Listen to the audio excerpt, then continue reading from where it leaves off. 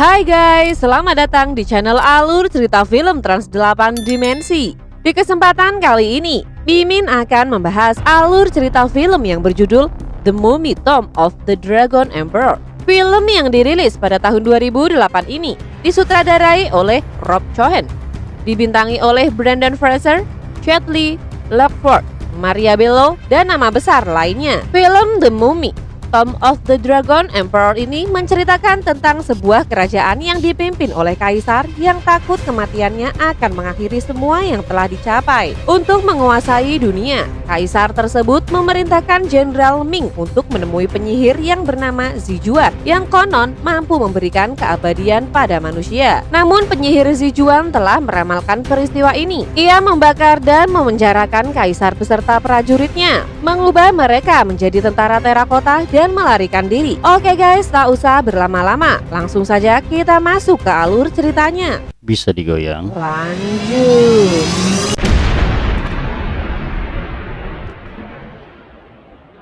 Di awal film diceritakan pada zaman Tiongkok kuno, di mana saat itu terjadi peperangan sipil yang menyebabkan Tiongkok terpecah belah. Dengan banyaknya kerajaan yang berjuang memperebutkan wilayah dan kekuasaan, ada satu raja bernama Qin Shi Huang yang punya ambisi kejam untuk menjadikan dirinya sebagai kaisar. Kerajaan demi kerajaan ditaklukkan oleh Kaisar Qin, sehingga ia memperoleh wilayah dan kekuasaan yang jauh lebih luas. Dengan kekuasaannya itu, ia pun memperbudak orang-orang yang merupakan musuhnya untuk membuat tembok besar Cina. Bagi para budak yang tewas selama proses pembangunan tembok besar itu, mereka langsung dikubur di dalam tembok tersebut guys. Qin Shi Huang menjadi kaisar yang jauh lebih kuat setelah ia berhasil menguasai elemen-elemen yang diajarkan oleh ahli mistik kerajaan. Di antaranya adalah elemen api, air, tanah, kayu, dan besi. Di tengah semua pencapaiannya sebagai kaisar, Qin Shi Huang tetaplah manusia biasa yang tidak bisa mencegah dirinya menjadi semakin tua, di mana musuh terbesar yang harus ia kalahkan adalah kematiannya sendiri. Oleh sebab itu, ia pun mengutus jenderal kepercayaannya yang bernama Jenderal Ming untuk menemukan seorang penyihir kuat yang diduga mengetahui rahasia untuk mendapatkan ilmu keabadian dalam hidup. Setelah ditelusuri, Jenderal Ming dan pasukannya pun menemukan Ziyuan, seorang penyihir cantik yang selama ini ia cari. Lalu Ziyuan pun langsung dibawa ke hadapan sang kaisar. Melihat kecantikan Ziyuan, Kaisar Qin pun berpesan pada Jenderal Ming, tidak ada satupun lelaki yang boleh menyentuhnya. Hal itu sebenarnya adalah sebuah peringatan karena Jenderal Ming selanjutnya akan menemani Ziyuan untuk mencari kitab keabadian di sebuah biara bernama Biara Turfan. Tak disangka, di tengah pencarian kitab itu, benih-benih cinta antara Jenderal Ming dan Ziyuan pun perlahan-lahan mulai tumbuh. Dengan kerjasama yang baik, mereka pun berhasil menemukan kitab keabadian itu. Di dalam kitab itu, terdapat mantra-mantra sihir dari zaman kuno yang berisi semua rahasia mistik, termasuk mantra keabadian. Kemudian buku mantra itu pun dibawa ke kerajaan untuk dibacakan di hadapan kaisar. Sebelum ritual dimulai, kaisar berjanji akan mengabulkan satu permintaan apapun dari Ziyuan. Ziyuan lalu mengatakan kalau ia ingin menghabiskan sisa hidupnya bersama Jenderal Ming. Dengan terpaksa, kaisar pun menyetujui permintaan tersebut. Setelah itu, Ziyuan pun mulai membacakan mantra-mantra keabadian untuk sang kaisar. Setelah ritual itu selesai, kaisar membawa Ziyuan keluar untuk melihat Jenderal Ming yang akan dieksekusi. Kaisar ternyata mengingkari janjinya pada Ziyuan dan meminta Ziyuan untuk menjadi permaisurinya. Namun karena Ziyuan menolak, Jenderal Ming pun akhirnya dieksekusi mati dan Ziyuan juga ditusuk oleh kaisar guys. Dalam keadaan terluka, Ziyuan pun pergi sambil membawa buku mantra keabadian.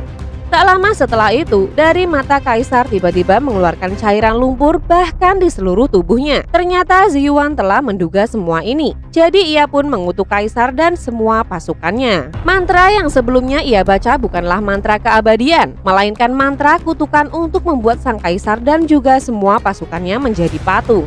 Beribu-ribu tahun kemudian di provinsi Ningxia, Cina, terlihat seorang arkeolog bernama Alex Connell yang sedang memimpin sebuah penggalian benda-benda prasejarah. Di sana Alex juga ditemani oleh seorang arkeolog lain yang bernama Profesor Roger Wilson.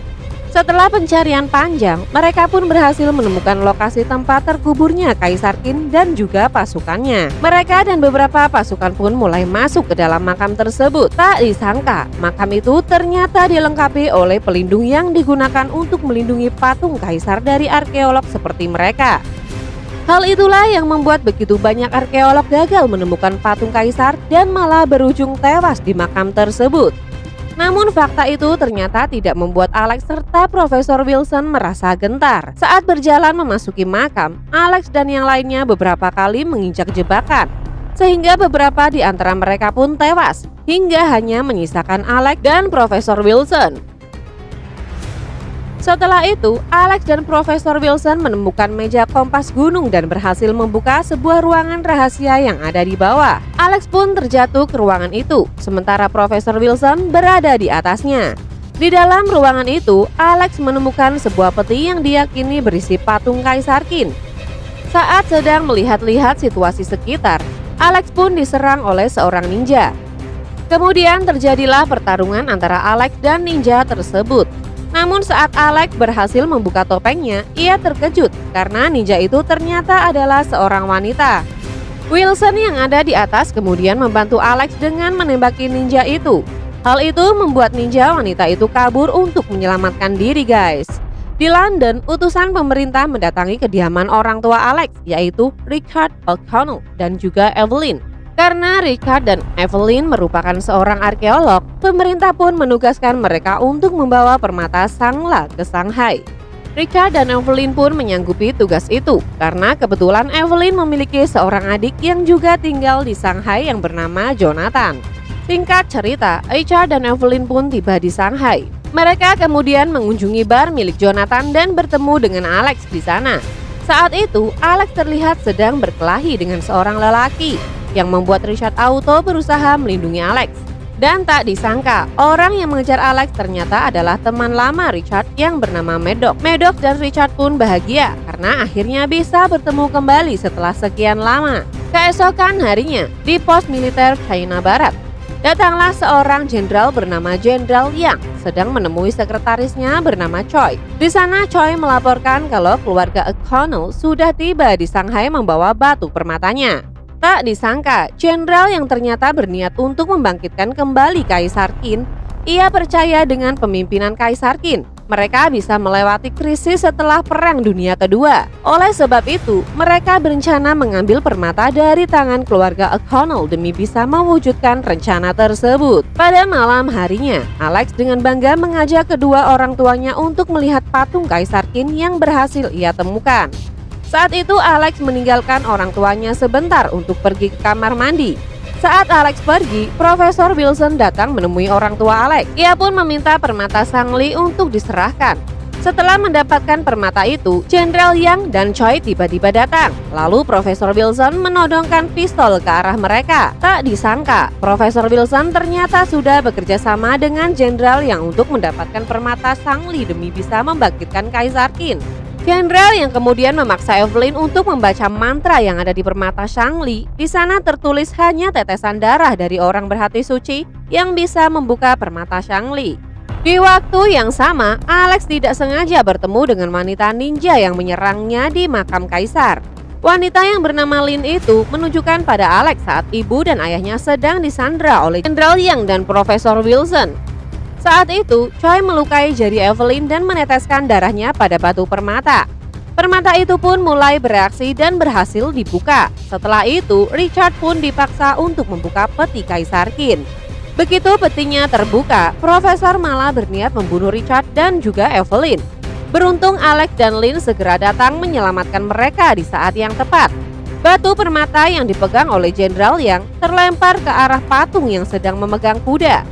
Kemudian Lin segera masuk ke dalam peti dan menusukkan belati ke jantung mumi Kaisar Qin yang ada di sana. Namun tak disangka, mumi di dalam peti itu bukanlah Kaisar Qin, melainkan seorang Kasim yang sengaja dijadikan kamuflase. Dan ternyata mumi Kaisar Qin berada di dalam patung kusir kuda yang kini berhasil hidup berkat permata Shangli. Melihat hal itu, Richard langsung menembaki mumi Kaisar Qin dengan pistolnya. Namun tentu saja semua pelurunya tak bisa menghentikan seorang mayat hidup. Lalu Jenderal yang mengatakan kalau ia adalah pengikut Kaisar Qin, sehingga ia pun dibawa pergi bersama Kaisar. Sementara Profesor Wilson yang ingin ikut bersama mereka malah dibunuh oleh Kaisar Qin. Hal ini karena Kaisar hanya membutuhkan satu orang saja untuk menjadi pengikutnya. Saat Kaisar dan Jenderal yang akan pergi, Lin dan Alex dengan cepat bergantung di bagian bawah kereta kuda. Sementara Richard dan Evelyn mengambil truk berisi petasan untuk mengejar Kaisar Qin. Di tengah pengejaran itu, mereka bertemu dengan Jonathan dan mengajaknya untuk ikut dengan mereka. Di atas truk, Richard dan Jonathan memanfaatkan petasan-petasan di sana untuk menyerang Kaisar Qin yang ada di depan mereka, guys. Namun karena Kaisar Qin adalah salah satu kaisar yang sangat kuat dan tangguh, jadi ia bisa dengan mudah menangkis petasan tersebut. Meskipun begitu, Richard dan yang lainnya tetap tidak menyerah. Evelyn segera mengambil jalan pintas dengan menerobos tembok agar bisa mencegah kereta Kaisar Qin. Setelah mereka berada di depan kereta Kaisar, Richard melompat ke salah satu kuda dan melepaskan talinya. Kaisar lalu menggunakan kekuatannya untuk menghipnotis kuda itu, sehingga kuda itu pun mengamuk dan menabrak pembatas jalan sampai kepalanya pun putus. Setelah itu, Jenderal yang menembak tumpukan petasan di dalam truk dan membuat truk itu pun akhirnya meledak. Beruntung, Evelyn dan Jonathan berhasil menyelamatkan diri dengan cepat-cepat keluar dari truk itu. Sementara Alex dan Lin yang bersembunyi di bawah kereta perlahan-lahan mulai naik dan langsung menyerang Kaisar. Jenderal Yang lalu memutuskan tali penghubung kereta sehingga Lin dan Alex pun terpisah dari mereka.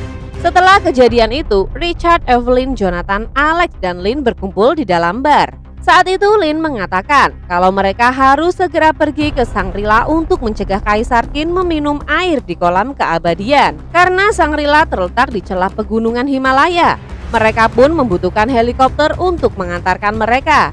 Richard lalu menghubungi Maddox untuk menjadi pilot yang akan mengantarkan mereka ke Shangri-La. Setelah perjalanan yang begitu panjang, mereka pun berhasil menemukan sebuah stupa yang akan digunakan oleh Kaisar untuk menemukan lokasi Shangri-La. Richard dan yang lainnya pun bersiap-siap untuk menyambut kedatangan Kaisar Qin dan pasukannya. Tak lama kemudian, Kaisar Qin dan pasukannya pun tiba di tempat tersebut. Richard dan Alex memanfaatkan pistol untuk menyerang pasukan Kaisar Qin. Namun pasukan itu malah menyerang mereka dengan menggunakan sebuah bazoka. Melihat hal itu, Lin langsung memanggil makhluk salju yang disebut Yeti untuk membantu mereka melawan pasukan Kaisar Qin. Satu persatu pasukan Kaisar pun dibunuh oleh para Yeti. Di saat itulah Kaisar Qin mulai menaiki stupa dan Richard terus mencoba menghalanginya. Namun Kaisar lagi-lagi menggunakan kekuatannya untuk menghalangi Richard. Setelah itu, Kaisar segera memasangkan permata Shangli di puncak stupa dan membuatnya mengetahui lokasi Shangri-La. Melihat hal itu, Alex mencoba melemparkan petasan untuk membuat longsor salju. Namun, Kaisar melemparkan pisau ke arahnya yang kemudian dihalangi oleh Richard. Kini longsor salju pun akhirnya terjadi. Melihat hal itu, Yeti pun kemudian berlari melindungi tubuh Richard dan juga yang lainnya. Beruntung atas hal itu, mereka semua masih bisa selamat dari longsor salju. Setelah itu, Yeti membantu mereka untuk membawa tubuh Richard menuju ke Shangri-La untuk mendapatkan pengobatan. Sesampainya di Shangri-La, mereka bertemu dengan Ziyuan yang ternyata merupakan ibu dari Lin. Setelah itu, Ziyuan pun mengobati Richard dengan menggunakan air dari kolam keabadian. Ternyata selama ribuan tahun lamanya, Ziyuan dan Lin hidup untuk menjaga kolam keabadian dan juga makam Kaisar Qin. Ziyuan mengatakan kalau Kaisar berhasil masuk ke dalam kolam keabadian, maka ia akan kembali hidup dan bahkan bisa membangkitkan semua pasukannya untuk menguasai dunia. Pada malam harinya, Kaisar Qin dan Jenderal Yang pun datang ke tempat itu. Ia menyerang Ziyuan dan Lin kemudian masuk ke dalam kolam keabadian. Setelah itu, Kaisar Qin berubah menjadi sosok naga yang sangat menyeramkan. Kemudian ia pun pergi membawa Lin sebagai tawanannya. Melihat hal itu, Richard dan yang lainnya pun bergegas pergi mengejar Kaisar Qin. Keesokan harinya, mereka sampai di lokasi makam sang kaisar, guys. Di sana, Jenderal Yang sudah mengumpulkan semua prajurit untuk menyambut kedatangan Kaisar Qin. Kemudian, Kaisar Qin pun mengubah wujudnya kembali menjadi manusia dan membangunkan semua prajuritnya. Terdapat ribuan prajurit bangkit dari dalam padang pasir yang bersiap untuk berperang. Sementara di lain sisi, Ziyuan diam-diam masuk ke dalam ruangan Kaisar Qin. Ia mengorbankan keabadian yang ia dan Lin miliki untuk membangkitkan mayat para pasukan Jenderal Ming agar bisa berperang melawan pasukan Kaisar Qin. Dari dalam tanah lalu bangkitlah mayat Jenderal Ming beserta para pasukannya yang dibunuh oleh Kaisar Qin.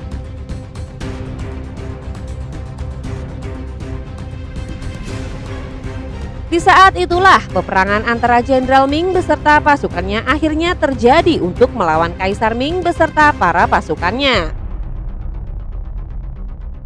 Di tengah peperangan itu, Alex memanfaatkan dan masuk ke dalam markas militer untuk membebaskan Lin yang sedang disandra. Sementara Kaisar Qin berhadapan langsung dengan Ziyuan. Saat itu, Ziyuan melihat belati yang ada di baju sang kaisar. Ia pun akhirnya mengorbankan dirinya untuk mengambil belati itu. Karena ilmu keabadian dalam dirinya kini telah hilang, ia pun akhirnya terluka parah akibat tusukan pedang Kaisar Qin. Tak lama kemudian, Maddox pun datang membantu dan membawa teman-temannya untuk membunuh para mumi dari atas. Kaisar yang melihat hal itu mengubah dirinya menjadi monster raksasa untuk menghancurkan pesawat Maddox. Sementara kini Lin pun harus melihat ibunya yang terluka tusukan Kaisar Qin. Di detik-detik terakhir hidupnya, Ziyuan menyerahkan belati pada Lin dan memintanya untuk menusukkan belati itu tepat di jantung Kaisar Qin. Setelah itu, Richard dan Alex pun langsung pergi mencari Kaisar Qin yang sedang melakukan sebuah ritual. Alex pun datang dan mengacaukan ritual itu guys. Kaisar lalu mengubah dirinya menjadi monster raksasa dan langsung menyerang Alex. Selagi Alex memancing perhatian Kaisar Qin, Richard keluar dari persembunyian dan langsung menusuk Kaisar dengan belati. Karena tidak tepat di jantungnya, Kaisar pun masih hidup dan langsung melemparkan belati itu hingga patah. Sementara itu, Jenderal Yang dan Choi juga dikalahkan oleh Lin dengan cara dimasukkan ke dalam mesin penggiling. Meskipun sudah diserang berkali-kali, Richard dan Alex tetap tidak menyerah. Richard lalu mengambil bagian belati dan kembali mencoba menusukkan ke jantung Kaisar Qin. Kemudian Alex juga menusukkan bagian belati yang lain sampai tersambung tepat di jantung Kaisar Qin guys. Hal itu membuat Kaisar Qin akhirnya berhasil dikalahkan dan mati untuk selama-lamanya. Begitu juga dengan semua pasukannya yang seketika berubah menjadi debu dan bersatu dengan pasir. Hal itu juga berlaku pada Jenderal Ming dan semua pasukannya yang juga kembali berubah menjadi pasir.